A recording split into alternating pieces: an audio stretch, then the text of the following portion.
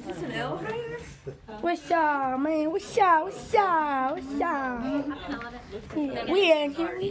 We in here. We in here. In here. Alright, let's go. Put a little crunched in there. No, you're fine. Say hello, elevator man. Everybody ready?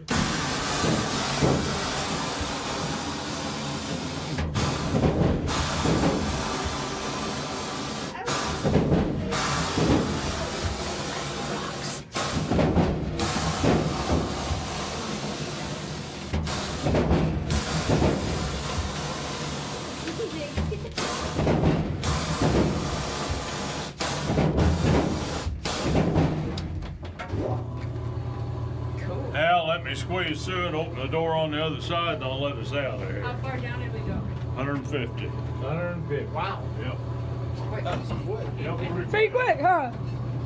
Is this elevator been here? Go around the corner, stand on the right, don't go any farther than the mine cart, please. Little feet, watch it, Hey, watch that hole. This is like Indiana Jones. Yeah, kind of. Oh, it feels cold down. It is cold. I got these sticks over here. They're real happy down here. Real happy. What's in here? Huh. Dang, we got some boots. They fresh. Yeah, boy. This is a star drill they used during that time here. It's a short 2-footer. They used this to start off with when they had limited clearance. Takes one man to operate it, hit it with a 4-pound sledge and turn it. So if you wanted to go deeper than 2 foot, you graduated this rod here, which is a 7-foot rod. Takes 2 men to operate it, one man to hold and turn it, one man on the other end with a 15-pound sledgehammer. Takes quite a period of time, this method, to go 6 foot back in solid rock. Very time consuming.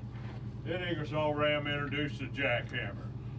Made things a lot faster and a lot easier. The only thing is caused a couple of problems. They would get the drill bits hot and they would fail prematurely. So I had to make the mine owners very happy because it's pretty expensive to replace at that time. Also, it created a lot of dust, a lot of small particles of rock, kind of like ground glass. And the miners would inhale that and they'd come up with a lung disease called coccoccus. Once they was diagnosed with that, usually had less than 6 months to live. Mine owners kept complaining about their bits failing prematurely, so Ingersoll Rand introduced water. That made the mine owners very happy because water cooled their bits and made them last as long as they were designed to. Also, it helped the miners by depleting the dust. They had a 95% less chance of getting the lung disease, so it was a win-win situation. Well, follow me down here. This is one of the carts that took the ore out of the mine. It held 1,000 pounds. Go down just past where the can is there on the left side and turn around and face me. The can right there on the floor, buddy. Just kind of back up the wall right there. Everybody just start graduating over the wall. Back up over the wall, please. Back up over the wall. Oh, okay, well that's fine. They used a 21-hole drilling pattern. They would drill 21 holes 6 foot back in solid rock. They'd use from 2 to 8 sticks of dynamite per hole, according to how hard the rock was at that time. They'd load every hole but the center hole. They always left that one empty, because when dynamite goes off, it implodes. It's got to have some place to go. If you load all 21 holes, you'd end up cracking the wall and the ceiling, causing a cave-in. All the primer cores was different lengths because one of the dynamites go off in sequence. They wanted to all go off at one time. So when they lit the fuse, they had 55 seconds to get to a safe distance before the first blast. And that would be the burns, and they would implode in. And then we had the roof highs and the knee highs, and they would implode in. Then we had 2 holes at the very bottom, which we call lifters. They did just what their name said. They'd lift the ore up and place it out here in the floor. So prior to blasting, the miners would pull in a piece of sheet metal for the ore to fall on. That way it made it easier for them with their flat shovel to scoop it up and put it in the ore carts. Well, follow me down here as you go past this piece of equipment right here on the right. Check it out and tell me what it was used for.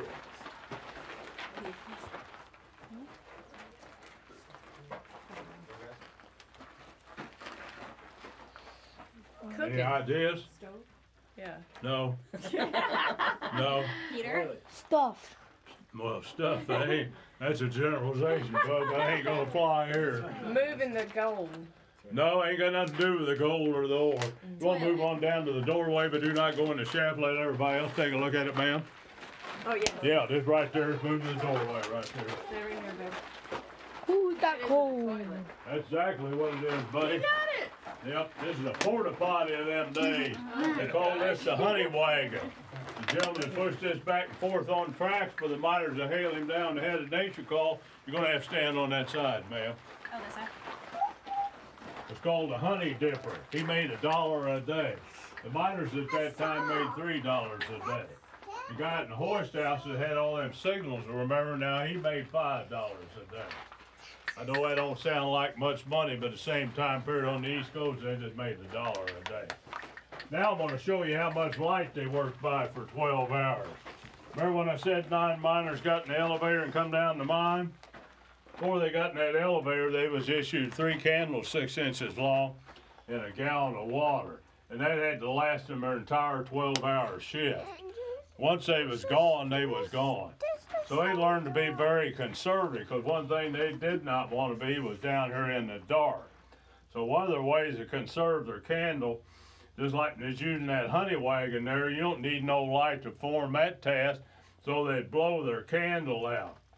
And this is lunchtime in the mines. They'd eat in the dark too, because they had to do everything they could to sacrifice their candle. If you stick your hand in front of your face, it's so dark down there you can't see your hand. That was before cell phones. Talking to you, bub. Follow me through this shaft and I'll explain the framing on this. We call this the rumble shaft for the simple reason it has timbers on both sides. Ooh, we got The loose cold. blocks coming in, blocking her passage. Usually all the heads is over the ceiling on the side wall. Might want to say hi to James Stephen. He's a little gentleman in the cave there. He don't get to talk to too many people, and 99% of the time we keep him. Hi, in the James car. Stephen. Once you say hi to him, if you want to get your seat on one of the benches on the left or right, please do so. Make Yeah. sure you say hi to me, so that's the only benefit that old man gets out of it, sure. It's a higher howdy. So let's don't cut it short now. Wow, this is a crazy place.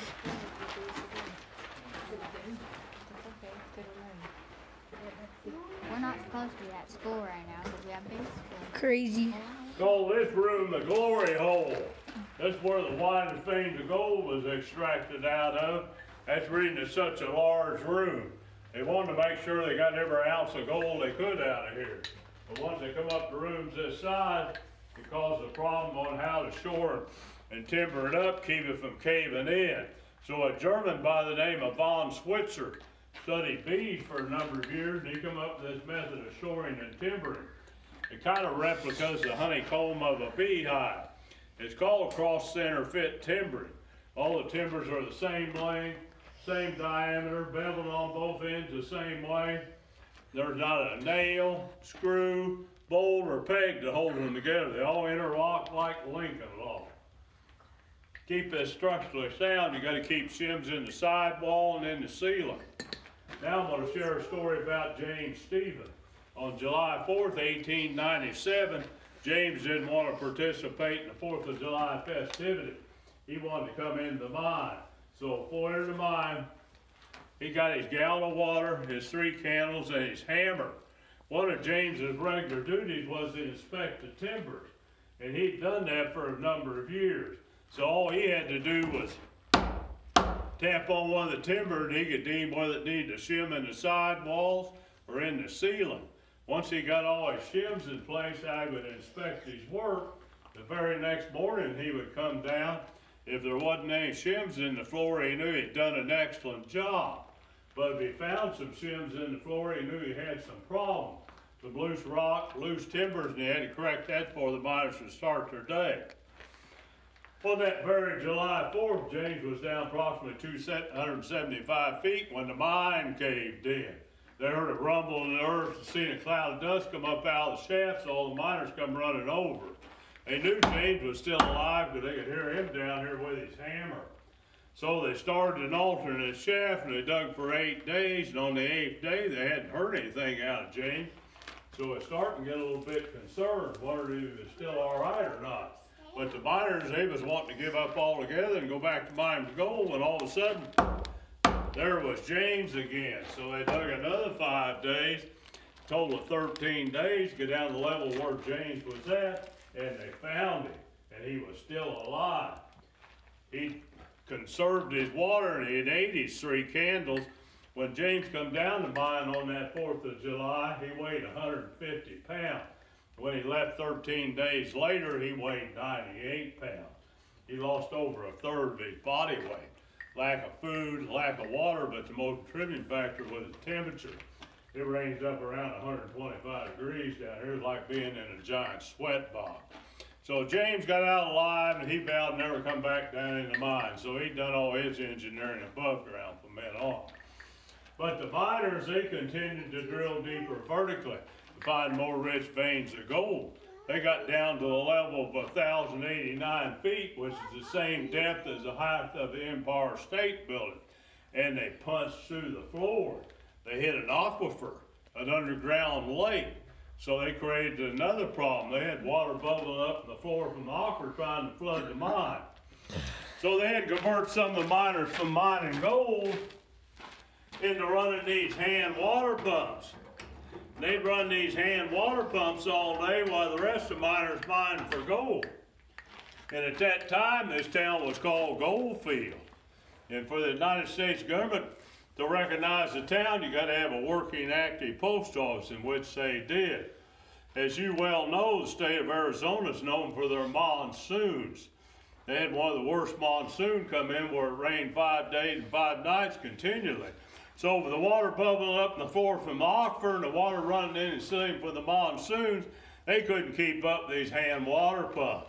So the mines flooded, the miners left the mine, they left the town to seek other employment, the post office closed. That was the end of Goldfield as we know it. But in 1920, a gentleman by the name of George Young bought the mine. He was the governor of Arizona at that time.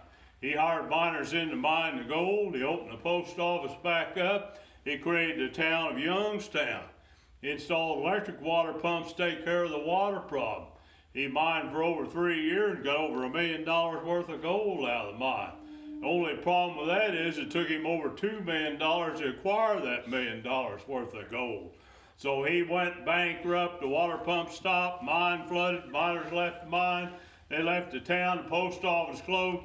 That was the end of Youngstown as we know it. I've got one more story to share with you folks, and that's going to be upstairs. So follow me up the steps, be careful, and use the handrails, please. When you get to the first landing, you might look to the right. We got a situation where all they got out was one leg.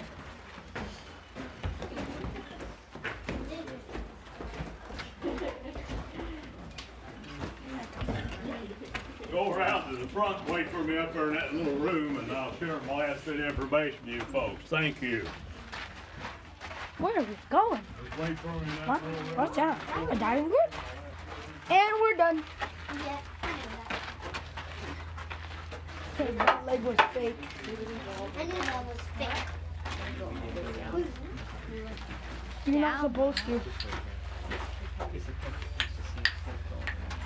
Probably a piece of cake.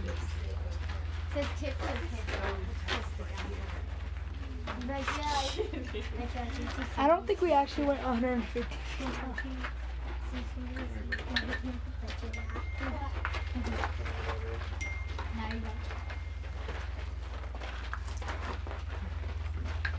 You need to stand in front of the door there, please. Thank you. It's the top right. At that time, they was losing gold out of the mine. That's what they thought the miners was stealing. So room about this size before they let the miners leave the mine. They'd have them come up here, take all their clothes off and they'd do a strip search. They found any gold on them, they'd take them out that door and hang them. It was a hanging offense back then. But they never hung anybody in Goldfield or Youngstown, but they continued to lose the gold. And my idea is it all went out in that honey wagon downstairs. Because you got to think, who's going to check at that close? So that poor $1-a-day honey dipper, he's a gentleman's got the big house on the hill over here. And that's how it was going out, was in the honey wagon. And that, I want to thank you folks for taking my tour. Enjoy the rest of your day here in Goldfield. And that's the conclusion of my tour. And if you think I've done a good job, I got a tip bucket here on the right. The tip will be free. Thank you so much. Thank you, Patty. Alright guys, Edenville. Say hello to Anthony. This dude, because he's awesome. And I'll see you guys later. See ya. Thank you.